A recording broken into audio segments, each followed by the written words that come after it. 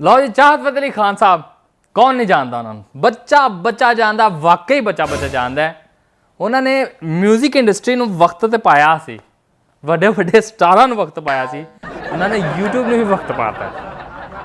ਉਹਨਾਂ ਦਾ ਗਾਣਾ ਜਿਹੜਾ ਵਾਇਰਲ ਹੋਇਆ ਸੀ, ਅੱਗ ਵਾਂਗੂ ਫੈਲਦਾ ਪਿਆ ਸੀ, ਬਦੋ ਬਦੀ ਬਦੋ ਬਦੀ ਬਦੋ ਬਦੀ ਬਦੋ ਬਦੀ ਬਦੋ ਬਦੀ। ਯਾਰ ਬਦੋ ਬਦੀ ਕਰਦਿਆਂ YouTube ਤੇ ਇੰਨਾ ਕੁ ਵਜ਼ਨ ਪੈ ਗਿਆ ਕਿ ਉਹਨਾਂ ਦਾ ਗਾਣਾ YouTube ਨੇ ਡਿਲੀਟ ਕਰਤਾ। ਚਾਹਤ ਫਤਿਹ ਅਲੀ ਖਾਨ ਦਾ ਅਸਲ ਨਾਮ ਕੀ ਹੈ ਇਹ ਵੀ ਤੁਹਾਨੂੰ ਦੱਸਣਾ, ਔਰ ਗਾਣਾ ਡਿਲੀਟ ਕਿਉਂ ਹੋਇਆ ਇਹ ਵੀ ਤੁਹਾਨੂੰ ਵਜ੍ਹਾ ਦੱਸਣਾ। ਚਾਹਤ ਫਤਿਹ ਅਲੀ ਖਾਨ ਦਾ ਪਹਿਲਾ ਗਾਣਾ ਜਿਹੜਾ ਵਾਇਰਲ ਹੋਇਆ ਉਹ ਸੀ PSL ਦਾ ਸੌਂਗ।